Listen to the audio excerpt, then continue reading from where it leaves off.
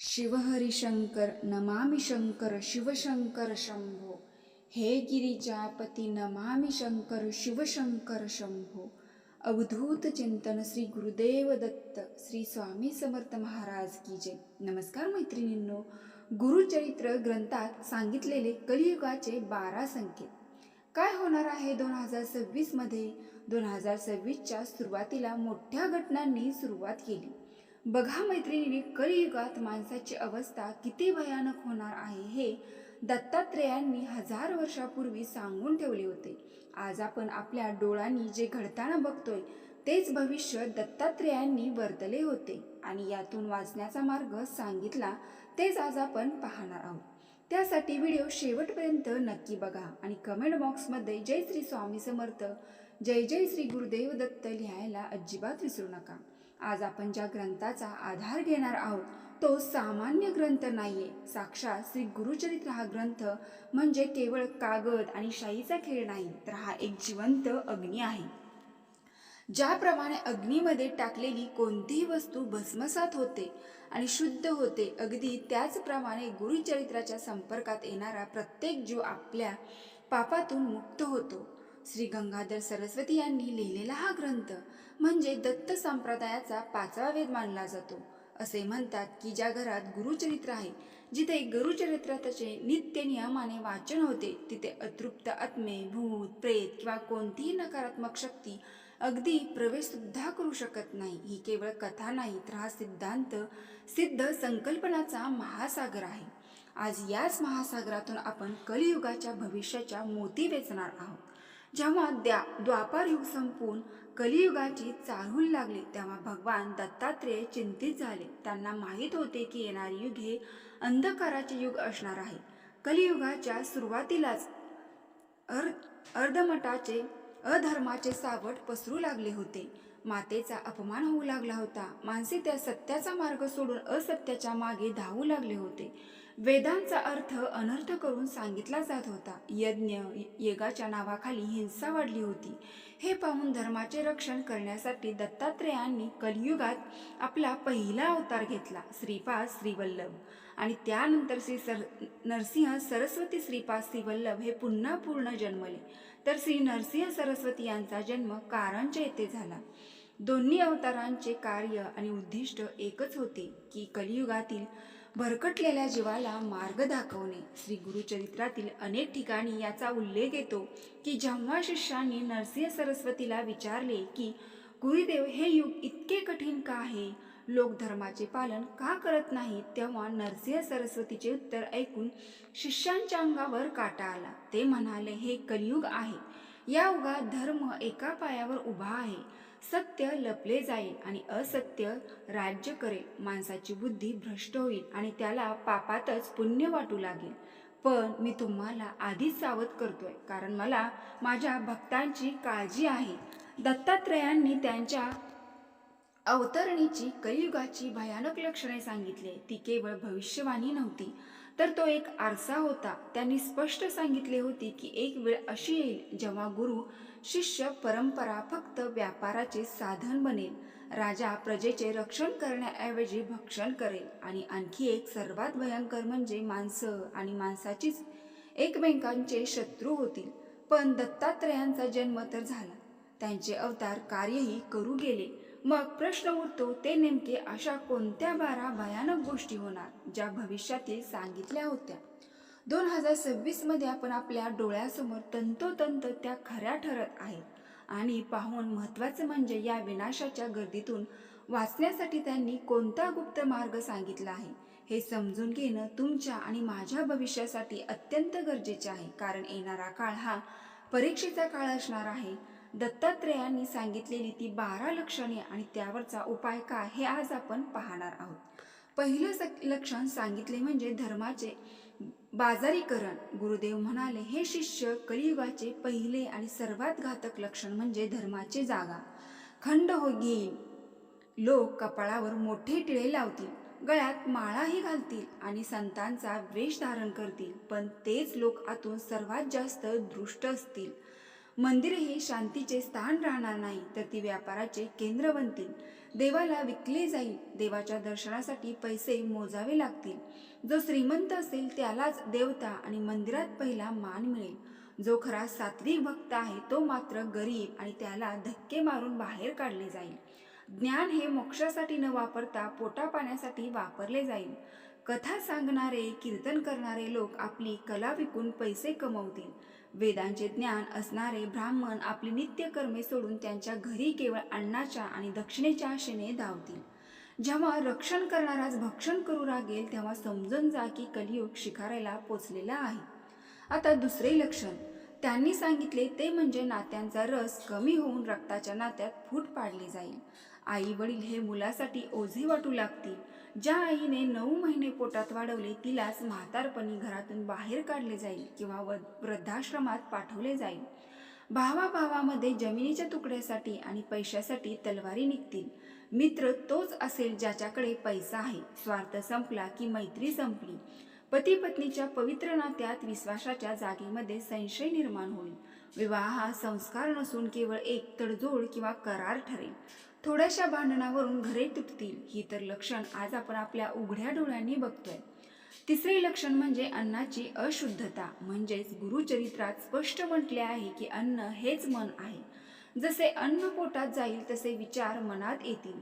कलियुगात लोक शुद्ध अशुद्ध अन्नभक्षण करतील. चांगले विचार सोडतील. हिंसा करून मिळवलेली, दुसऱ्याला दुखावून मिळवलेली, तामसी वृत्तीने शिजवलेले अन्न लोकसभेने आनंदाने खातील. लोकांची मने अस्वस्थ राहतील. कितीही सुख सोयी असल्या तरी मानसिक शांती मात्र मिळणार नाही. चिंता, अकाली मृत्यू हे घरोघरी दिसतील. आता चौथे लक्षण आणि सर्वात गंभीर लक्षण म्हणजे स्त्रीचा सन्मान. पुरुषाचे अनुकरण करतील. पुरुष आपले पुरुष तत्व सोडून वागतील. जेव्हा समाजात स्त्रीचा सन्मान संपेल तेव्हा त्या समाजाचा विनाश अटळ आहे.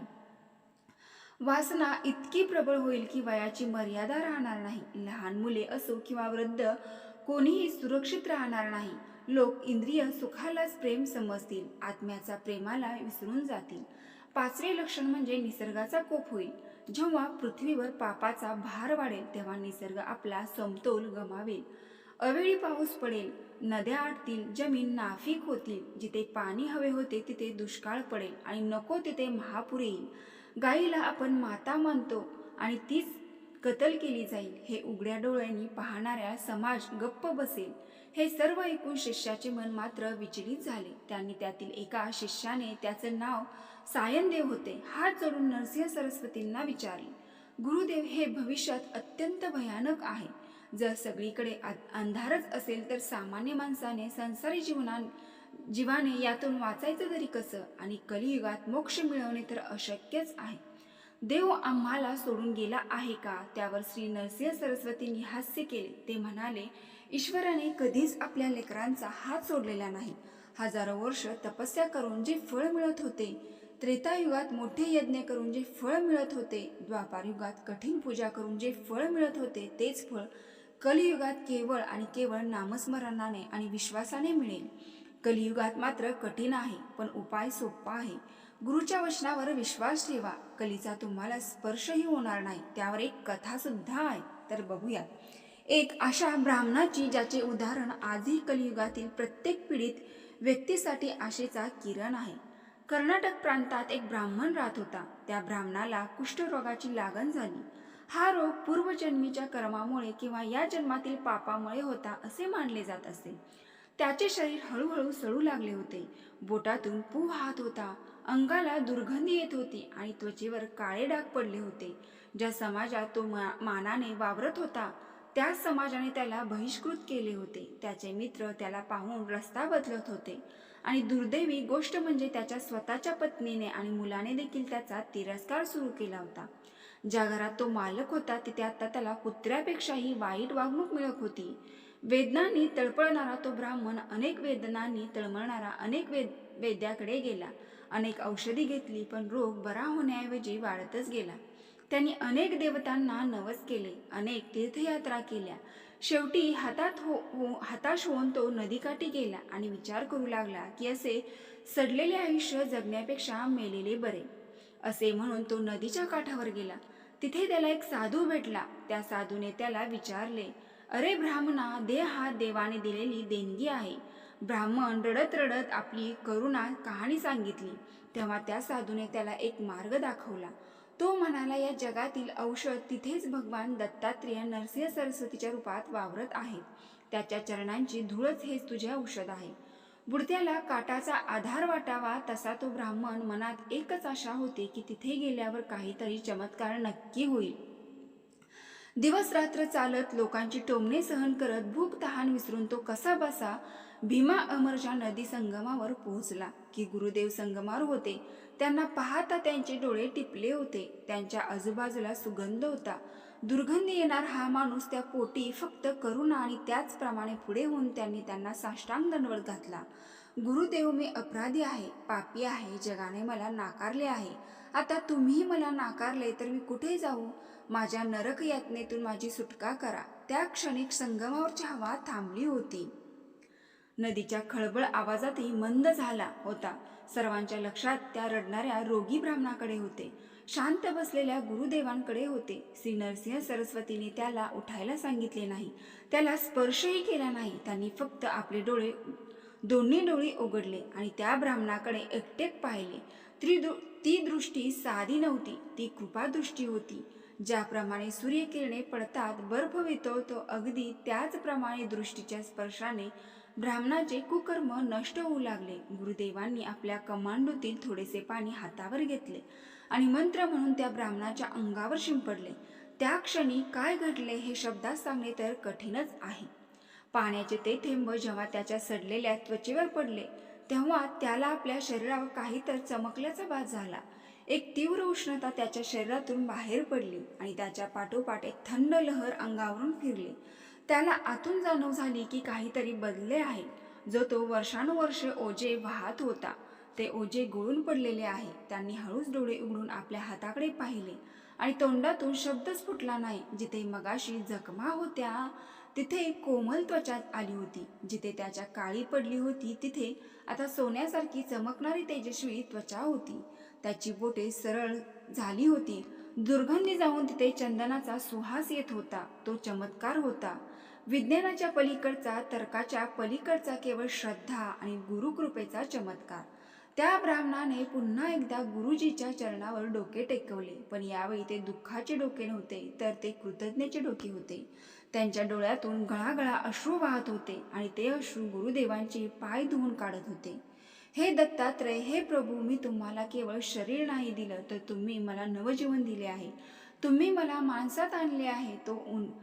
तो हुंदके देत रडत होता, बोलत होता. नरसिंह सरस्वतींचे स्मित हास्य केल्याने म्हणाले, बाळा, हे माझ्यामुळे नाही तर तुझ्या विश्वासामुळे झाले आहे. तुझा अहंकार त्या रोगासोबत गळून पडला आहे. जेव्हा जीव पूर्णपणे शरण येतो तेव्हाच ईश्वराचे दार उघडते. ही बातमी वाऱ्यासारखी पसरली.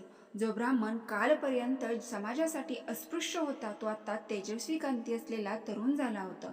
लोक धावत येऊन त्याचे दर्शन घेऊ लागले. तेच आता त्याच्या पाया पडू लागले. हे पाहून सर्वांची खात्री पडली की कलियुगात गुरुशिवाय उपाय नाही. गुरुदेवानी त्या ब्राह्मणाला उपदेश केला की हे शरीर तर आता शुद्ध झाले, पण आता मनाला अशुद्ध होऊ देऊ नकोस. नियमितपणे गुरुचरित्राचे पारायण कर. मिळालेले आयुष्य जनसेवेसाठी वापर. ब्राह्मणाने ते मान्य केले. पण मानवी स्वभावाची गंमत असते ना.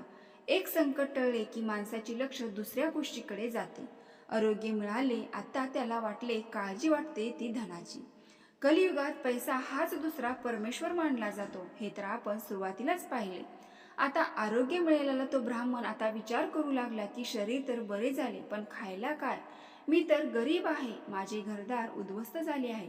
मी आता जगू कसा? तशीच अस्वस्थता एका दुसऱ्या ब्राह्मणाची होती.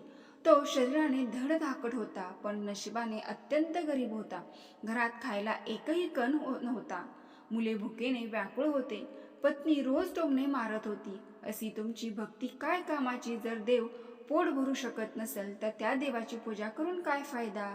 असे रोज ती त्याला सुनावत असे. तो गरीब ब्राह्मण विचार करत होता की खरोखरच कलियुगात भक्तीने पोट भरते की फक्त अधर्मानेच पैसा मिळतो?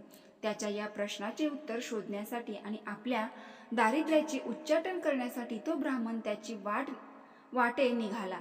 ज्या वाट्याने कुष्ठरोगी ब्राह्मण गेला होता, पण काय फक्त रोगाचे निवारण करतात की नशिबाच्या रेषेत दिलेले दारिद्र्य देखील पुसून टाकू शकतात?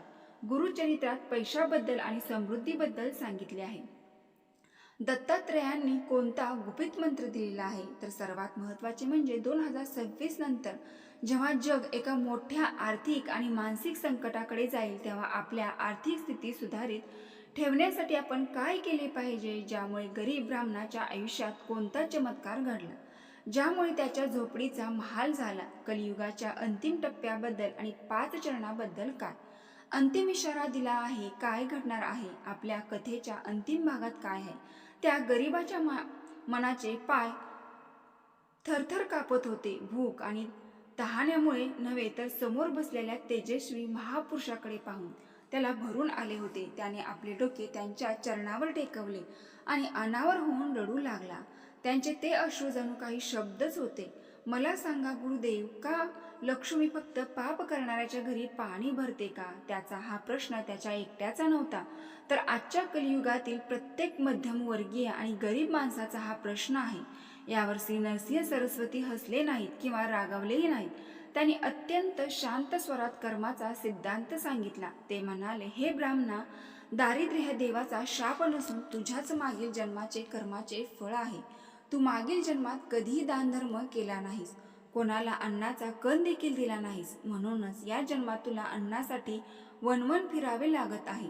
लक्ष्मी तिथेच वास करते, तिथे त्याग आहे, जिथे समाधान आहे. तू चिंता करू नकोस, तू आत्ता दत्तात्रेयांच्या दरबारात आला आहेस. गुरुदेवांनी त्याला एक अत्यंत साधा सोपा मंत्र दिला. लक्ष्मीला धनाची देवी म्हणतात ना, मी तुला एक मंत्र देतो. हा मंत्र साक्षात लक्ष्मीला खेचून आणणारा आहे. त्याचा जप कर, पण एक अट आहे की जप करताना मनात लोभ नसावा, तर विश्वास असावे की माझा गुरु माझा सांभाळ करण्यास समर्थ आहे. सुरुवातीला काही दिवस काहीच घडले नाही. एके दिवशी तो आपल्या घराच्या जवळ बसून जप करत होता. अचानक एक साथ 2 साप सरपटत गेले आणि त्या बिळात जाऊन बसले. म्हणून ते बीळ ब्राह्मणाने थोडे खोल खणले. ते थोडे खोल खणताच त्याला एक धातूचे भांडे लागले. त्याने माती बाजूला सारली आणि पाहिले तर काय, सोन्याच्या मोहराने भरलेला हंडा होता. हे धन चोरीचे नव्हते किंवा कोणाला फसावून मिळवलेले नव्हते. हे त्याच्या पूर्वजांचे धन होते. आज गुरुकृपेने त्याला परत मिळाले होते. श्री गुरुदेव दत्त या मंत्राच्या स्पंदनाने त्याची कुकर्म हळूहळू नष्ट झाली. धनाचा मार्ग मोकळा केला. त्याला घरात खायला एकही दाणा नव्हता, पण गुरुकृपेने त्याला धनाची प्राप्ती देखील झाली. गरिबांना अन्नदान केले. गुरु म्हणतात, अनिष्ट मार्गाने मिळालेला पैसा हा अनिष्ट गोष्टीमध्येच विनाकारण खर्च होतो. म्हणजे तुमच्याकडे पैसा तर येईल, परंतु तो पैसा उद्या तुम्हाला कोर्ट कचेरी, दवाखाना आणि अशांततेच्या मार्गाने निघून जाईल. म्हणून आपल्याला मिळालेले काही धनातून थोडेसे अन्नदान जरूर करावे. अन्नदान हे सर्वश्रेष्ठ दान आहे. त्या ब्राह्मणांनी यावेळी नाही त्या धनाचा वापर गरिबांना अन्नदान करण्यासाठी, अनुदान करण्यासाठी वापर केला. त्यावेळी गुरूंनी मोठा संदेश त्याला दिला. पैसा मिळवणे कठीण नाही, परंतु मिळालेला पैसा योग्य ठिकाणी वापरावा. पैसा जर गुरुपौर्णिमेला तर तो सुख देतो, परंतु जर वाम मार्गाने मिळालेला पैसा आज सुख देतो, पण उद्या मात्र तुम्हाला दुःख आणि कष्ट देतो. आता प्रश्न उरतो की शरीराचा रोग गेला, गरिबी गेली, पण पुढे काय? आपण 2026च्या उंबरठ्यावर उभे आहोत आणि आज जग वेगाने बदलत आहे. भगवंत दत्तात्रय आणि भविष्याबद्दल म्हणजे आजच्या काळाबद्दल काय म्हणून ठेवले आहे? श्री गुरुचरित्रात दत्तपुराणात खंडोबाची कलियुगाची भविष्य सांगताना त्याचे 4 चरण म्हणजे टप्पे सांगितले आहेत. हे समजून घेणे आजच्या माणसासाठी खूप महत्त्वाचे आहे. पहिलं चरण म्हणजे सुरुवातीचे 5000 वर्ष. तो आता संपत आला आहे. यात अधर्म वाढेल, पण अजूनही भक्ती जिवंत असेल. मंदिरातील कथा कीर्तन होतील. पाप असेल, पण पुण्यालाही मान असेल. आपण सध्या याच टप्प्याच्या शेवटी आहोत. दुसरं चरण म्हणजे पुढील 10,000 वर्ष. हा काळ अत्यंत कठीण असेल. या काळात मनुष्याचे मन राक्षसी असतील. तंत्रज्ञानाची प्रगती होईल. एकमेकांशी लोक बोलणार नाहीत. मोबाईल आणि सोशल मीडियामुळे आज हेच घडत आहे. माणसे एकटेपणाने, डिप्रेशन आणि मानसिक तणावाने मरतील. जमिनीसाठी नाही तर पाण्यासाठी वाद होतील. तिसरं आणि चौथं चरण म्हणजे जेव्हा घोर मोठं कलियुग येईल, तेव्हा वेद लुप्त होईल. गुरु हा शब्द फक्त गुरु म्हणून वापरला जाईल. आई वडील आणि गुरु यांचा सन्मान कोणी करणार नाही. स्त्रिया आणि पुरुष दोघीही अनैतिक संबंधांना जीवन मानतील. आणि जेव्हा हे पहा, पृथ्वीचा देव 2026 आणि 2030 नंतरचे भविष्य दत्त संप्रदायातील अनेक सिद्ध पुरुषांच्या आणि भविष्याच्या अर्थानुसार 2030 नंतरचा काळ हा मानसिक युद्धाचा काळ असणार आहे. शास्त्राने होणारी विद्यापेक्षा विचारांची प्रदूषण जास्त घातक असेल. माणूस स्वतःच्या मनाचा गुलाम होईल. भीती, असुरक्षितता आणि भविष्याची चिंता यामुळे तरुण पिढी उद्ध्वस्त होईल. आत्महत्येचे प्रमाण वाढेल. औषधे शरीराला बरे करतील पण मनाला शांत करू शकणार नाही. इतके घातक जीवन असू शकते. म्हणून मैत्रिणींनो, आता जागे व्हा आणि नामस्मरणाची वेळ स्वतःला लावून घ्या आणि आपल्या कुटुंबातील प्रत्येक सदस्याला याचा मंत्र अवश्य द्या. स्वामी महाराज तुमच्या आयुष्याचे सोने करतील. प्रत्येक भगवंत हा आपल्या भक्तासाठी कुठला ना कुठला पर्याय मार्ग हा सोडतोच असतो. तर मैत्रिणींनो, तुम्हाला हा व्हिडिओ आवडला असेल तर आपल्या चॅनलला नक्की लाईक करून कमेंट बॉक्समध्ये श्री स्वामी समर्थ नक्की टाईप करा. धन्यवाद.